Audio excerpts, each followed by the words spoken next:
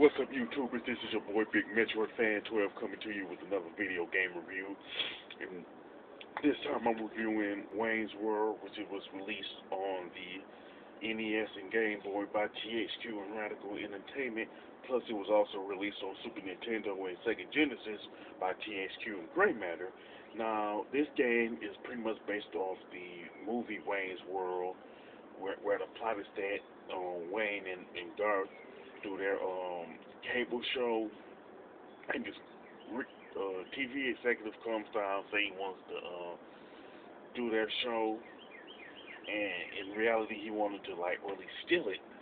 And the movie itself is based off the Saturday Night Live skit in pretty much the early '90s with Mike Myers and Dana Carvey, where Mike Myers played Wayne and Dana Carvey plays Garth. Now, the plot of the game is that Wayne and Garth get sucked into this arcade game called Solar, which was mentioned in the movie, and then when they get sucked into the game, they find out that another named friend gets kidnapped, and they have to save him. I'll be honest, the plot of this game is practically is a plot of is the type of plot you find in a bad animated film, to be truthful. So why did they use this as a plot for the video game adaptation of Wayne's World? I don't know. Try to make it make sense. You know what I'm saying? Now, Wayne's World for NES pretty much has 5 stages in it, where it is divided up into sections where you play either as Wayne or Garth. It really does depend on the sections. Now, pretty much I'm going to assume that that the Super Nintendo version, the Game Boy version, and the Genesis version all have like different number of stages.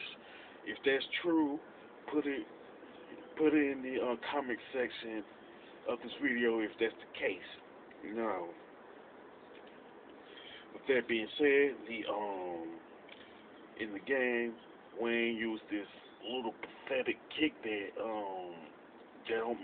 makes its mark, and Garth uses a laser gun.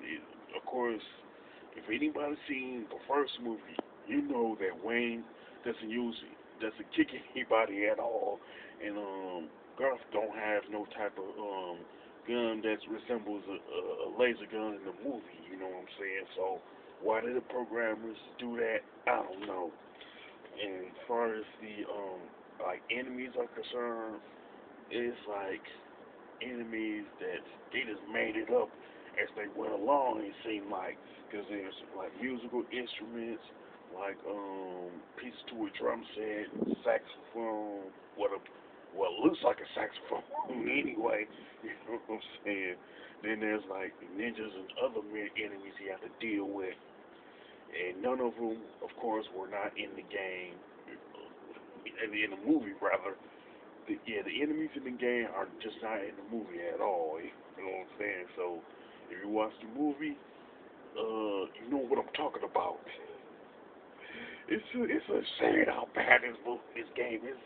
It's freaking hilarious, you know. Plus, you get donuts to restore your health, and you grab a P for power up, which is like a stronger version of Wayne and Garth's moves that they do.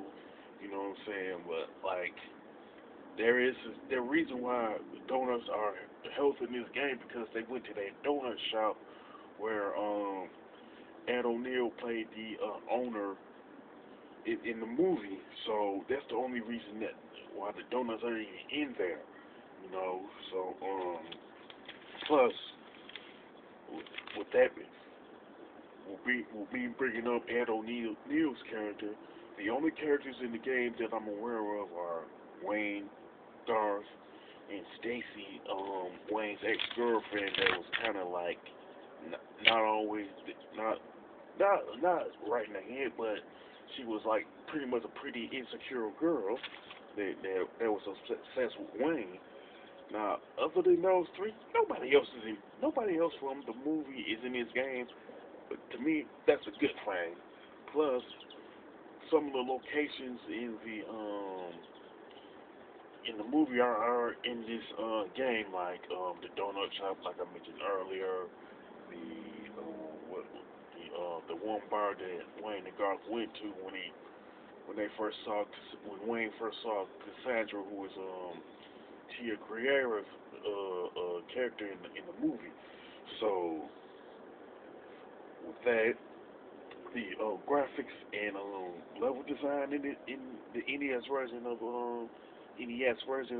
Wayne's World is just plain ugly and pathetic.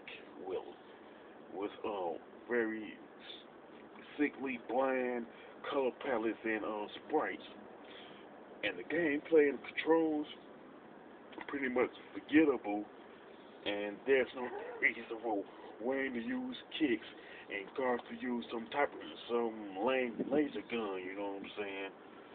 And first, the main reason I say that because, like I said earlier in the video, Wayne didn't have no kick in the movie. He didn't kick anybody in the movie, rather, and Garth didn't have anything that resembled a laser gun in design. Now, as far as the soundtrack, to be truthful, it just put a piece of awful music that loops, and it's pretty forgettable. Like, I mean, they couldn't come up with something better. I mean, come on. Shoot, man. I did hear, like, yesterday that Wayne's World is expensive. I think he was referencing the NES version. That one is expensive because James Wolfe pretty much reviewed it. It was like it became expensive since James Wolfe pretty much reviewed it as the angry video game nerd. You know what I'm saying? To me, that's not a bad thing because those who are not video game reviewers should not have to waste their time with this turd fest. You know? And to be quite honestly, Wayne's World is one of those movies that did not need a video game adaptation at all. Mainly because when you look at the script and the dialogue, and to a lesser degree, the comedy that exists, it simply didn't need a video game adaptation. I'm talking about at all. You know? So, truthfully, there's no reason for this game to exist. You know what I'm saying? It's nothing but a cheap cash grab, which, honestly, I'm glad that it failed in that regard. Now, I wouldn't recommend this Turf Fest to anybody. You know what I'm saying? Even if you're a fan of the Wayne's World movie and sequel, and the Saturday Night Live skit that it's based on. Even if you're a fan of it, I wouldn't recommend it at all. You know what I'm saying?